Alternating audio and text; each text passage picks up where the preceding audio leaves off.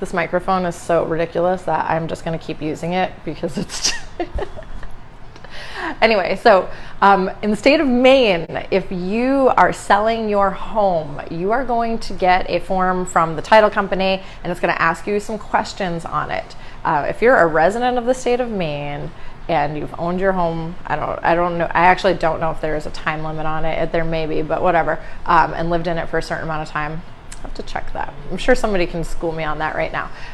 But if you are a resident, you don't have to pay any extra taxes. But if you are a non-resident, there is a 2.5% withholding tax that the state of Maine will hold back. And then when you do your taxes at the end of the year, they will determine if you can actually get that money back. And that can be a considerable amount of money. I just had a closing last week where the seller lived in the house for many years and was moving across the country. And when they filled out the form, the withholding form, they just, they were not educated on the process of it and filled it out a little incorrectly. And when I got the closing document, saw that was withheld. And I was like, wait, it was like $12,000. So it's a lot of money to just be held from your proceeds. So it's important that you do not change your residency before you close on your house if you are a resident of the state of Maine. It's also important that you fill out that paper properly. So that's that. The other thing I want to talk about is I just put new listing under agreement yesterday. I see that my seller is watching this. So I want to talk about the offers because it's important to stay educated on what buyers are doing, especially if you're a buyer, but also if you are a seller in this market. So on that property, it was listed at $475,000. It's a 3-bedroom, 2.5-bath colonial. I forget the square footage, but I want to say around 1664. We got 6 offers on that property. They ranged from asking price into the $550,000 range. Of course, I can't tell you what it went under agreement for, but I do have permission to share some of these numbers.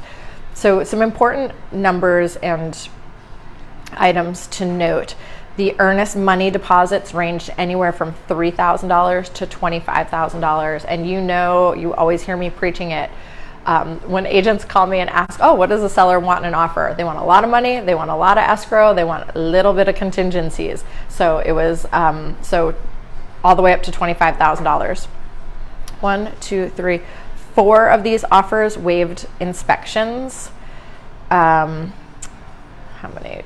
1, 2, I think it was 3 had escalation clauses. So an escalation clause is when you use one offer, you say, I'll beat any offer by $3,000 up to this number. The offer that was accepted did have an escalation clause on it, I will say that. 2 of them had appraisal gaps. An appraisal gap is when a buyer agrees to bring the delta between the appraised value and contract price, if there is one, to the closing to make up that difference. And then one of them had a house to sell. So and then the financing, one of them was VA financing and the rest were all conventional financing.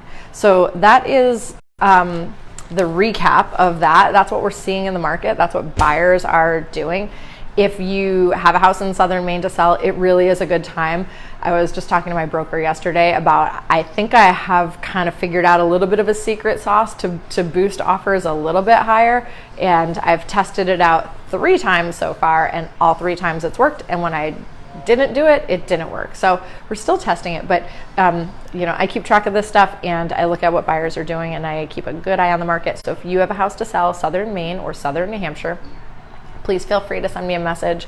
If you're watching this on Facebook Live, if you're watching this on YouTube, all of my information is below. I'm supposed to ask you to like this video and subscribe, and I will talk to you guys soon.